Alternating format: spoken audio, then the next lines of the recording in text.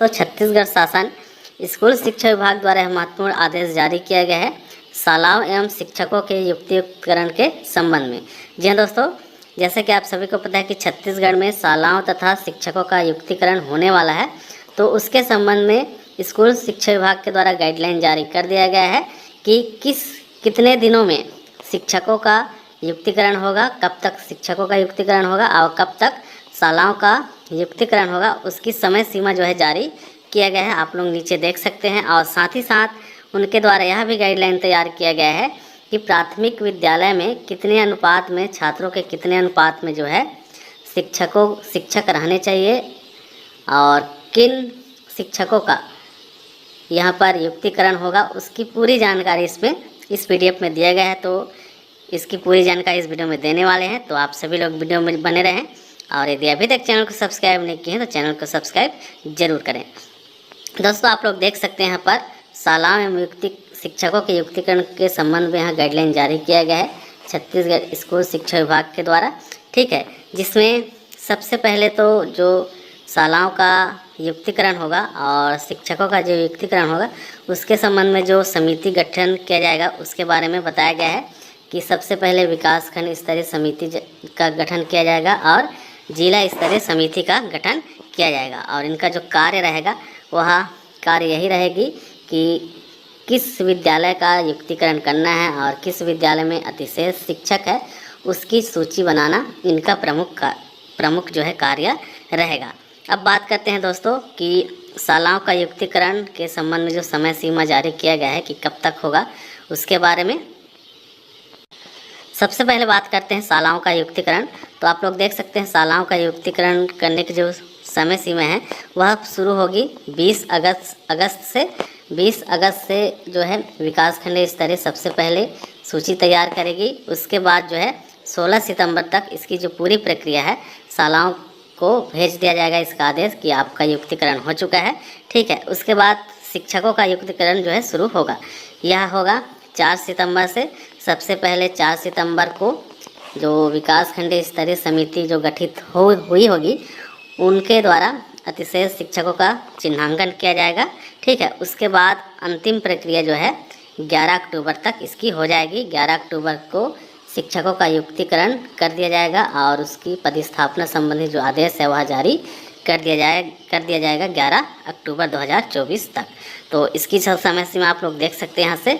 अब बात करते हैं दोस्तों कि कितने अनुपात में शिक्षक रहने चाहिए प्राथमिक शाला में, माध्यमिक शाला में और आपके हाई स्कूल में। तो सबसे पहले बात करते हैं प्राथमिक शाला की।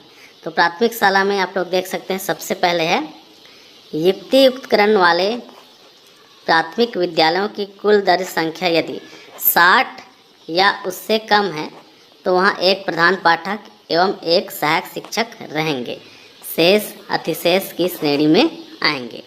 और नीचे दिया गया है कि जिन विद्यालयों की दर्ज संख्या 61 से 90 होगी वहाँ एक प्रधान पाठक सहित 3 शिक्षक तथा ऐसे विद्यालय जहाँ पर 91 से 120 छात्र हैं, ठीक है, वहाँ पर एक प्रधान पाठक सहित 4 शिक्षक रहेंगे। वहीं यदि 120 से 150 तक दर्ज संख्या है तो ऐसे विद्यालय में प्रधान पाठक सहित 5 सहायक शिक्षक जो है रहेंगे। ठीक है, इसी प्रकार से नीचे दिए गए शाला में पदभार कार्यभार ग्रहण दिनांक के आधार पर कनिष्ठतम सहायक शिक्षक जो है अतिशेष माना जाएगा।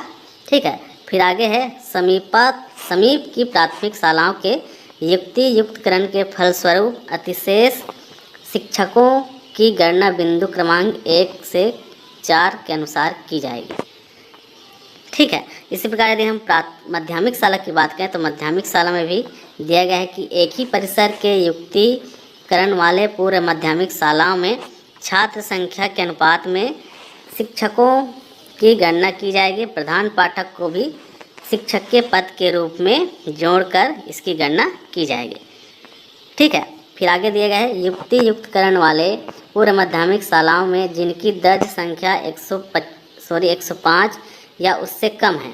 ठीक है, तो वहाँ पर एक प्रधान पाठक एवं 3 शिक्षक जो है रहेंगे, बाकी शिक्षक अतिशेष की श्रेणी में आएंगे।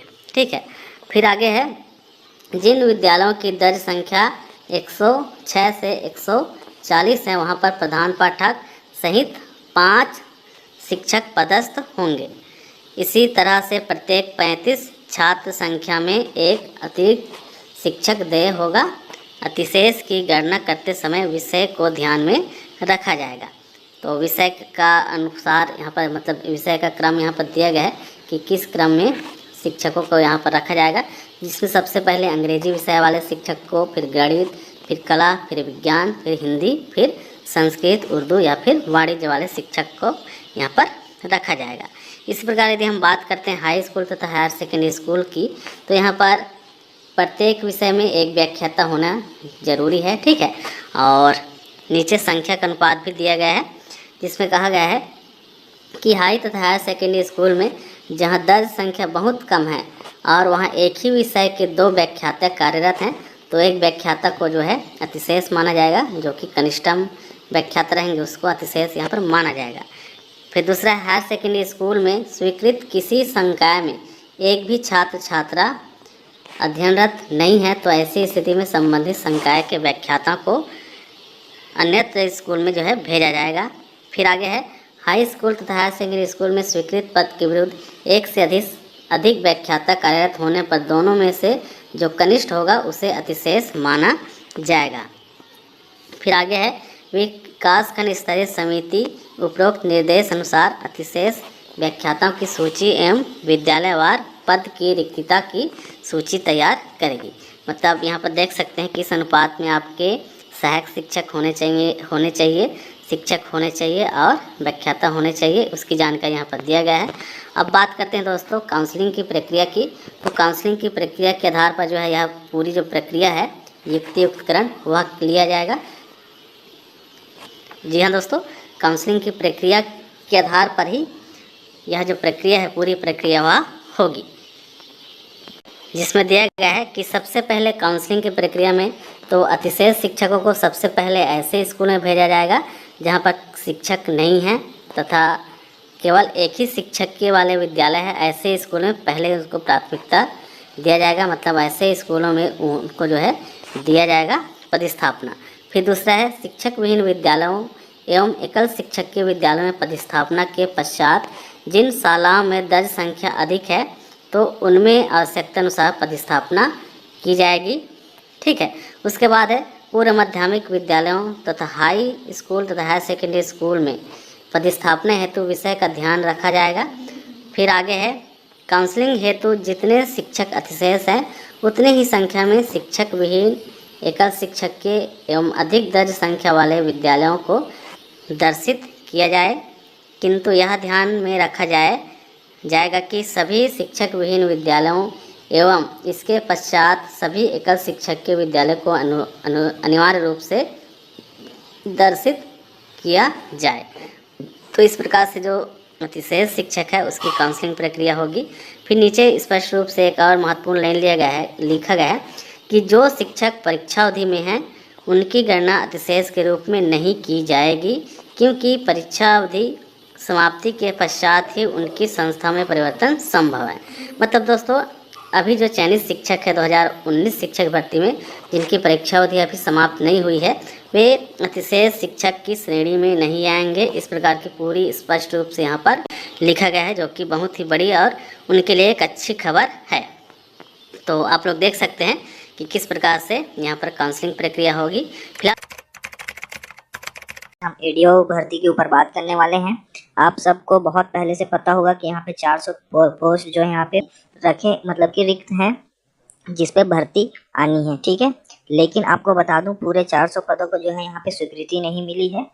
यहाँ पे पोस्ट जो है कम कर दिए गए हैं। तो अभी हम लोग देखेंगे, ऑफिशियल डॉक्यूमेंट के साथ देखेंगे कि यहाँ पे टोटल कितने पोस्ट को यहाँ पे स्वीकृति मिली है और कितने पोस्ट आपको आगामी महीने 1.5 महीने के अंदर, मेरे हिसाब से चांसेस हैं कि महीने 1.5 महीने के अंदर अंदर आपको इसकी भर्ती देखने को मिल सकती है, विज्ञापन जारी किया जाएगा, ठीक है।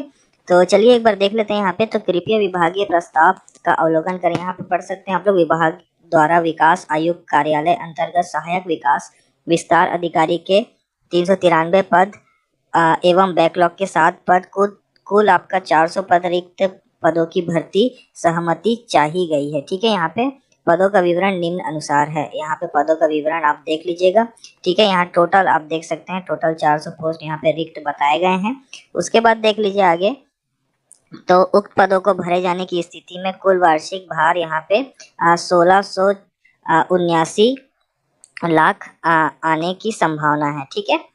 उक्त प्रस्ताव पर नवीन प्रशासकीय अनुमोदन उपरांत प्रस्ताव विचारार्थ प्रस्तुत है, ठीक है। तो ये जो है प्रस्ताव भेजा गया था, ठीक है, भर्ती निकालने के लिए, लेकिन ये पूरा का पूरा भर्ती यहाँ पे स्वीकृत नहीं किया गया है। तो देख लेते हैं हम लोग कि यहाँ पे कितने पद यहाँ पे स्वीकृत किए गए हैं, ठीक है। तो देख लीजिए, पूर्व पृष्ठ से यहाँ पे सहायक विकास विस्तार अधिकारी के कुल 790 पद सृजित हैं, जिसमें वर्तमान में 400 पद रिक्त हैं, ठीक है। दूसरा पॉइंट है आपका, संवर्ग में सन 2017 में सीधी भर्ती की गई थी, उसके बाद से यहाँ पे भर्ती नहीं निकाली गई है। तो आपको देख लीजिए यहाँ पे तीसरा पॉइंट में साफ साफ दिया हुआ है, विभाग को सहायक विस्तार अधिकारी के 400 रिक्त पदों पर चरणबद्ध भर्ती की सहमति पर विचार करते हुए प्रथम 200 पदों पर भर्ती की सहमति यहाँ पे दी जा सकती है, बोल रहा है, ठीक है।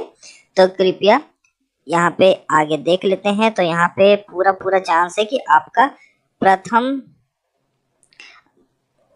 भर्ती में 200 पदों का भर्ती या फिर यहाँ पे स्वीकृति प्रदान करते हैं। यहाँ पे आप सब ऑफिशियल डॉक्यूमेंट के साथ देख सकते हैं, यहाँ पे 200 पदों को जो है यहाँ पे स्वीकृति मिल चुकी है।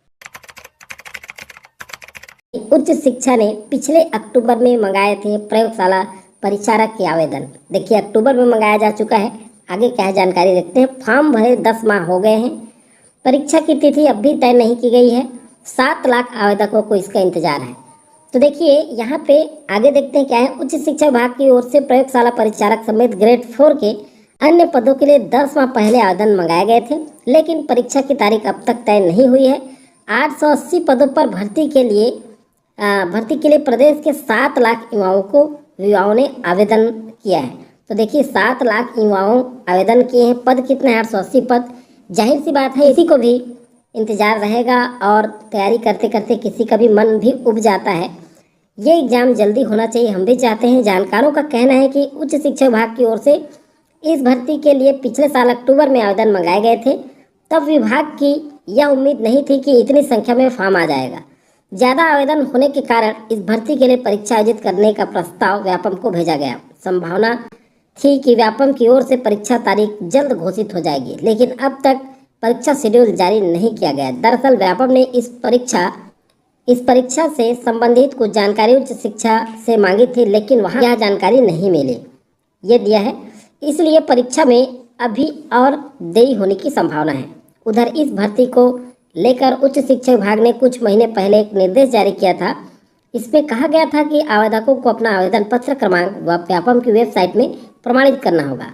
जो आवेदकों को निर्धारित समय सीमा में फॉर्म को सत्यापित नहीं करते हैं, उनका फॉर्म निरस्त किया जाएगा। बीच में आया था, मैं वीडियो में बताया था आपको कि आपको रजिस्ट्रेशन फिर से करना है। एक बार वेबसाइट पे जा करके क्या करना है, आपका आवेदन पत्र क्रमांक को प्रमाणित करना है।